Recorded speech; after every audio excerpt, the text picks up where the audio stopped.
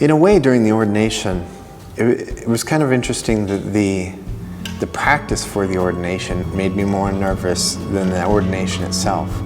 When the ordination itself happened, it just seemed to flow, and we just went with the liturgy, and it was very powerful.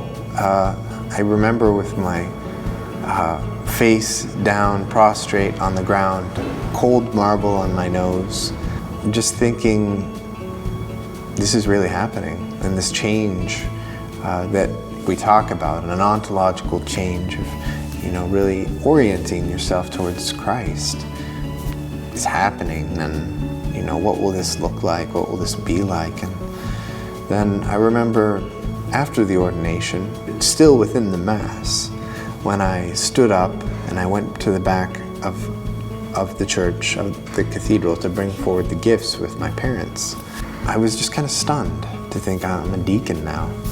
And what does this mean? I'm still processing it, I'm still learning it, but one thing I do know is to be a public person, to be an example to others, because now people are looking to me even more than ever to be holy, to be like Christ. And that's not only people in the church, even people outside the church. When they think of a priest or a deacon, they expect us to be holy.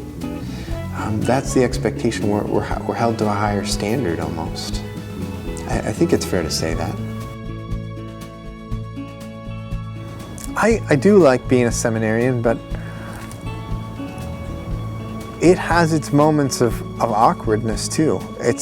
No one is meant to be a seminarian for life, and so there's this awkwardness that I'm still a seminarian. I'm not a priest yet. It's kind of like a stage of growing that involves some scrutiny on myself, by the formation directors, by my professors, by my peers, and that will only continue as I become a priest. But I think there's more of a permanence that sets in when one becomes a priest or even a deacon.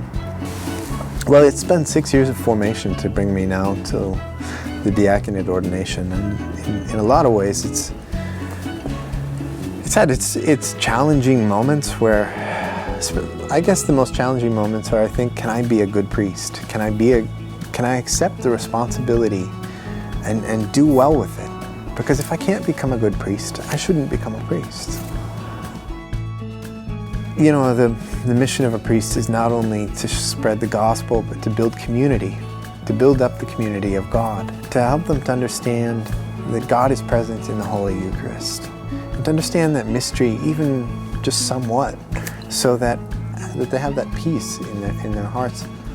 And to do that through the sacraments. Already that's something I do as a seminarian, giving the Eucharist to people, and it's just such a matter of, here you are, distributing the body of Christ to people, and people are encountering God as you give them the body of Christ.